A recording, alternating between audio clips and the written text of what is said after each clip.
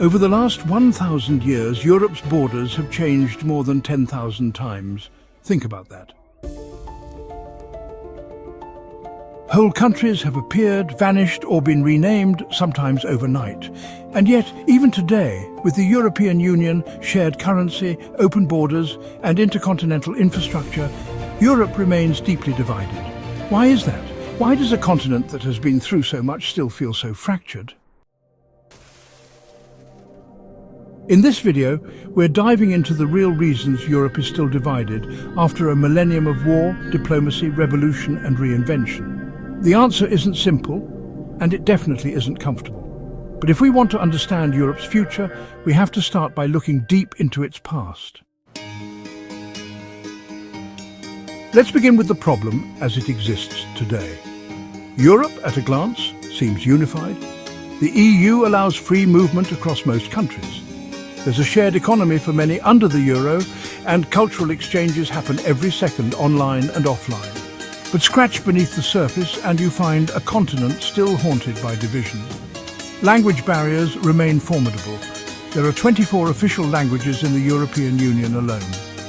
Religious divides persist, especially between Western Europe's largely secular societies and the still traditional East. Economically, the north and west of Europe remain wealthier and more politically influential than the south and east. This imbalance often leads to tensions within EU policymaking and economic bailouts. Even culturally, unity is fragile. While cities like Berlin, Paris and Amsterdam project a progressive European identity, many smaller towns and rural regions cling tightly to national traditions. In places like Spain, Belgium and the United Kingdom, internal divisions threaten national unity. Catalonia wants independence from Spain. Flanders and Wallonia struggle within Belgium. And post-Brexit Britain is more fractured than ever, with Scotland reigniting independence talks. To really understand where all this division comes from, we need to rewind the clock. After the fall of the Western Roman Empire in the 5th century, Europe was left without a central power. What followed was centuries of feudal fragmentation, kingdoms, duchies and city-states all vying for land and influence. The Church attempted to unify Europe spiritually, but this only lasted until the Reformation in the 16th century, when Martin Luther's challenge to Catholic authority tore the continent apart religiously. From that point onward, Europe became a battlefield of ideas, faith and empire. Wars like the 30 Years' War, the Napoleonic Wars and later World Wars I and II redrew the continent's borders again and again. Each war left behind broken treaties, unresolved grudges and generations raised with stories of betrayal and loss. These conflicts didn't just change maps. They reshaped how people saw each other. National identities hardened and distrust between neighbours deepened. Even the peace after World War II wasn't so peaceful.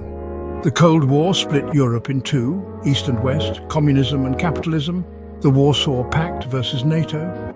For nearly half a century, Europe lived with a literal iron curtain running through it. Families were divided, cultures evolved separately, and economic development became staggered.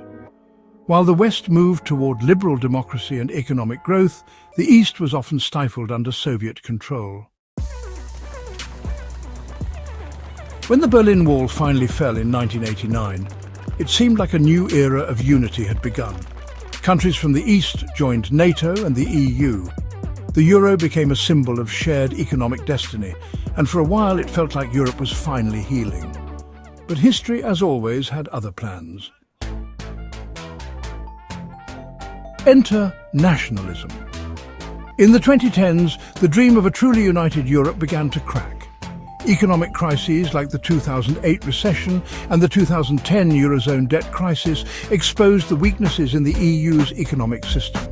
Wealthier nations resented bailing out poorer ones, and poorer nations resented the austerity measures forced upon them. The refugee crisis added fuel to the fire, with many countries closing borders and refusing to share responsibility. Then came Brexit, perhaps the clearest modern symbol of Europe's enduring divisions. The United Kingdom voted to leave the European Union, not because of a single issue, but a storm of economic anxiety, immigration fears and national pride. It was a political earthquake, and it sent a message to the world: the European dream isn't guaranteed. Since then, populist and nationalist movements have surged across the continent. Hungary, Poland, Italy and even France have seen the rise of leaders and parties who question European integration. These aren't just political shifts, they're cultural ones. A pushback against globalization, against perceived loss of identity, and against decisions made in Brussels instead of Berlin or Budapest. And it's not just politics keeping Europe divided. The continent still struggles with how to reckon with its past. Colonialism, fascism, communism, these histories aren't equally acknowledged or taught across borders. In some countries, history is sanitized. In others, it's weaponized. Without a shared understanding of the past, how can there be a shared vision for the future? So, why is Europe still divided after 1,000 years?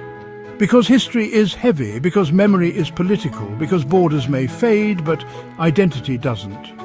Europe is a place where castles stand beside refugee camps, where ancient grudges simmer beneath modern cities, and where unity is an aspiration, not a fact. The continent has made enormous progress, and that should be celebrated. But if we're honest, unity in Europe is still a fragile dream held together by diplomacy, treaties and hope. What do you think? Is a truly united Europe possible, or is division just part of the continent's DNA? Let us know in the comments, and check out our next video on how World War I redrew the entire map of Europe forever.